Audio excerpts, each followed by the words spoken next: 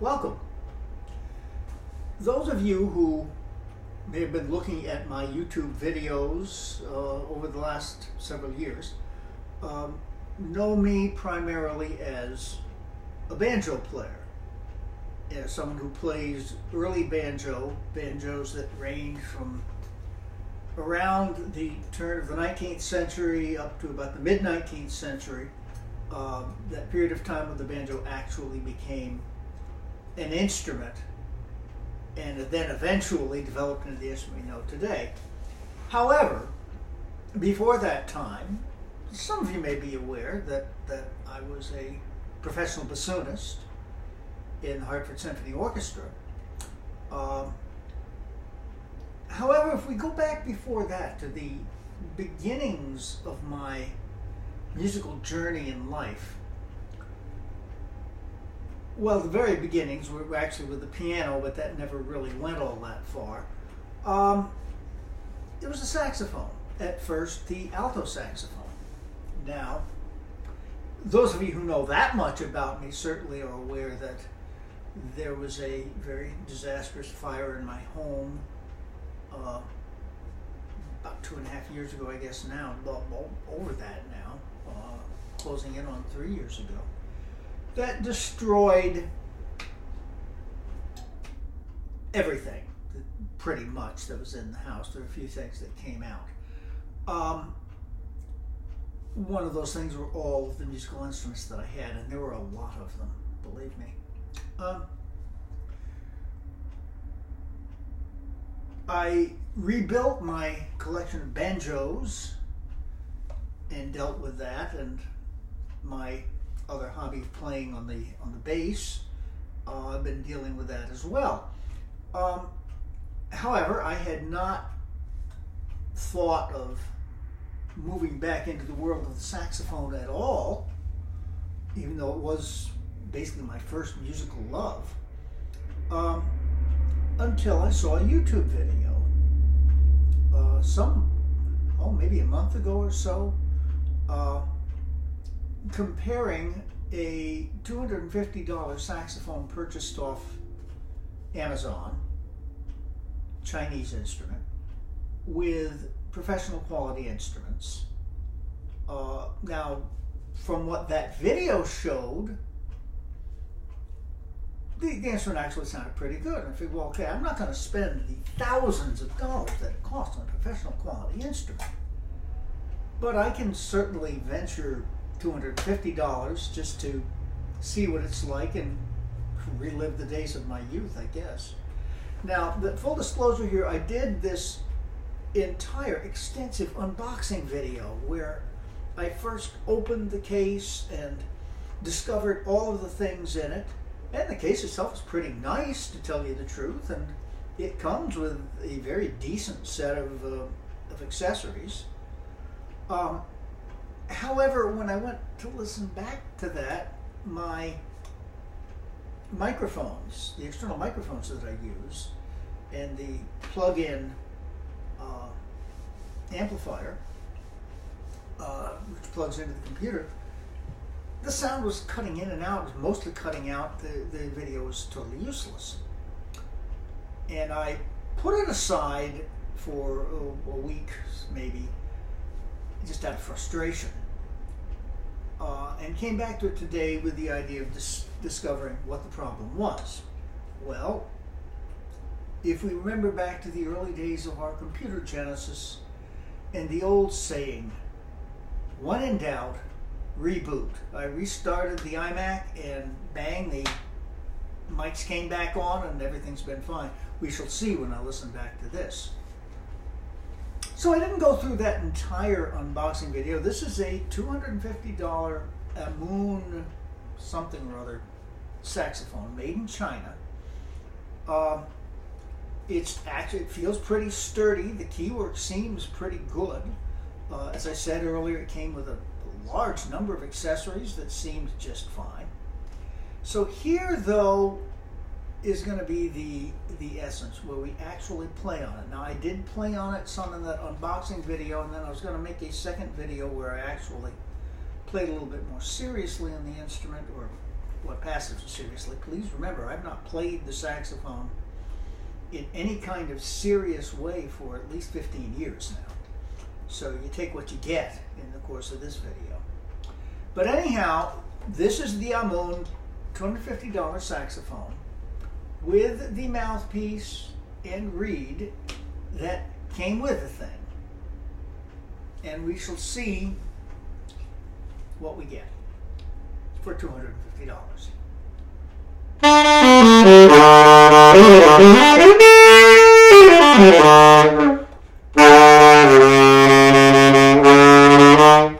Actually, as the low register goes for right out of the box, the pads are all bone dry. That's not really too bad.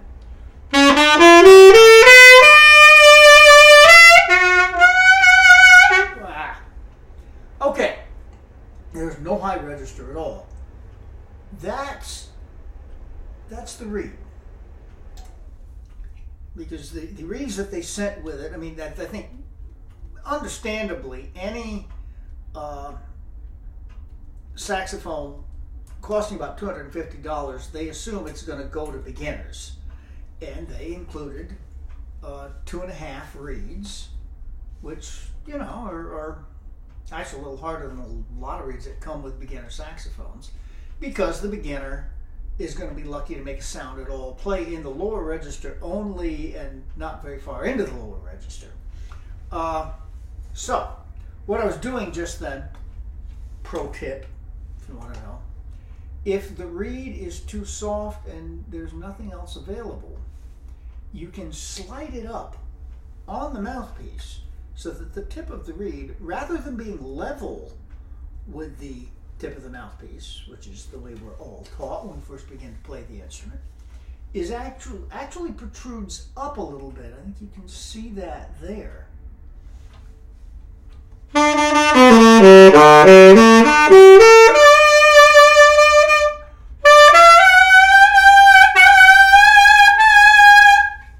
actually has a high F sharp key. I was a little surprised at that, but these days that's probably become pretty much the standard. So again, you can hear that the sound becomes very strident in the high register, and the pitch goes off. It's flat. Yeah, there's only so much moving the reed up is going to do. But in all,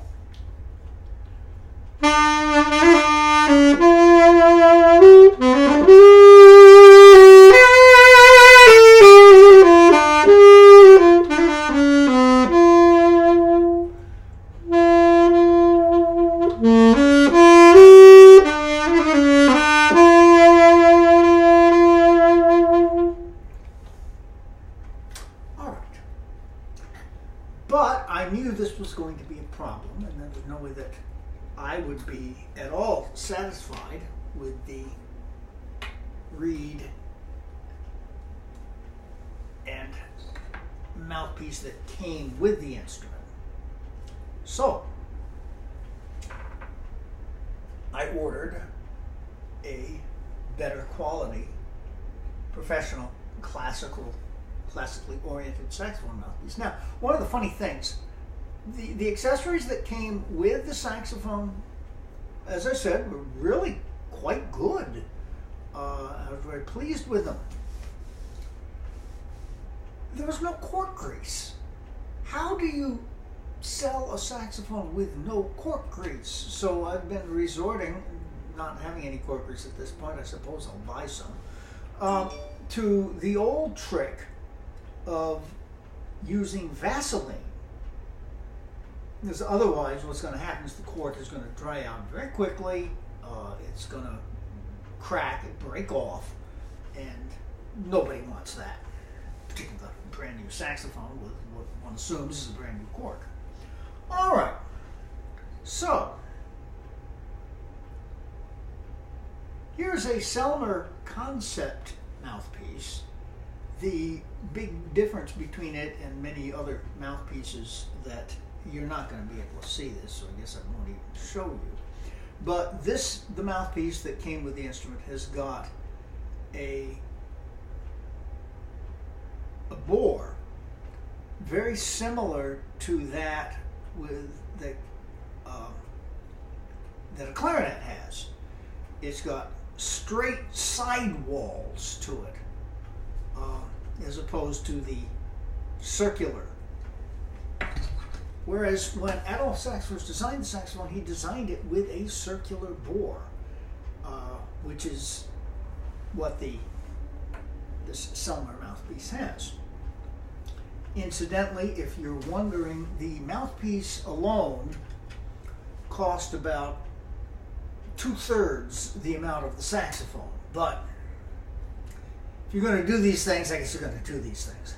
All right.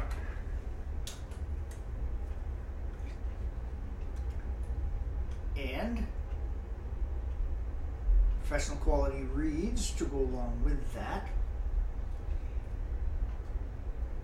which I just broke out today, by the way, once I realized I was going to be able to do this recording.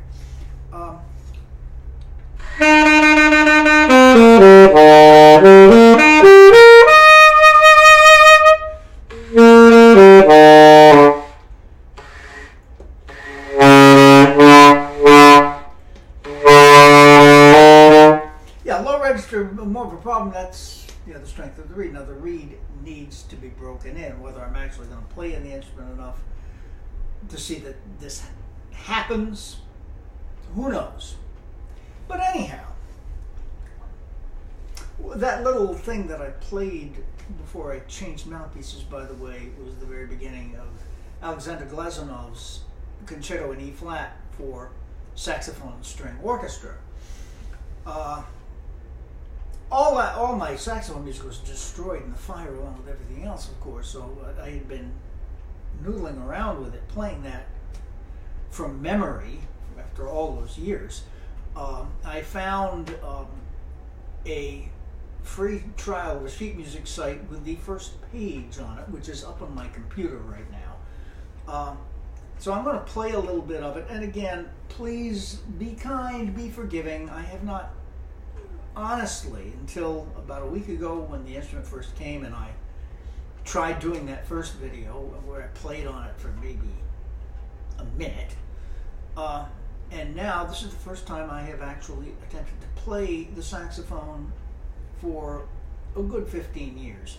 15 years ago I was still teaching the public schools, and I did teach saxophone, and I would pick up kids' saxophones to demonstrate certain things, but I didn't really need to actually play on the instrument to speak of.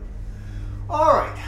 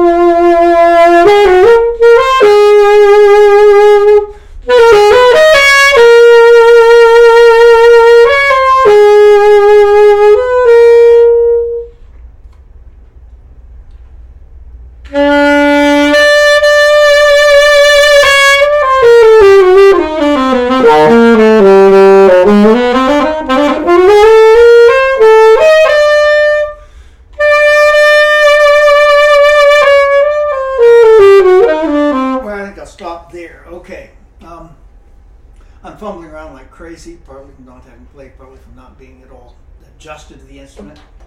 Any instrument is different. Not all the keys are exactly where you expect they would be, and now I'm making excuses. But that's a look into it, and I would say it is possible to get a pretty decent little alto saxophone for $250 from Amazon. I would never have believed it. Back when I was teaching the public schools, I would caution families, do not ever buy an instrument off the internet. Particularly cheap instruments made in China, because they tended to be that. But hey, it's not bad. I guess it's luck. Luck, and having seen another gentleman's YouTube video in which he did his own demonstration. So, well, I hope you've enjoyed this and a little look into me and my musical history. And we shall see you anon back with a banjo. Take care, everyone.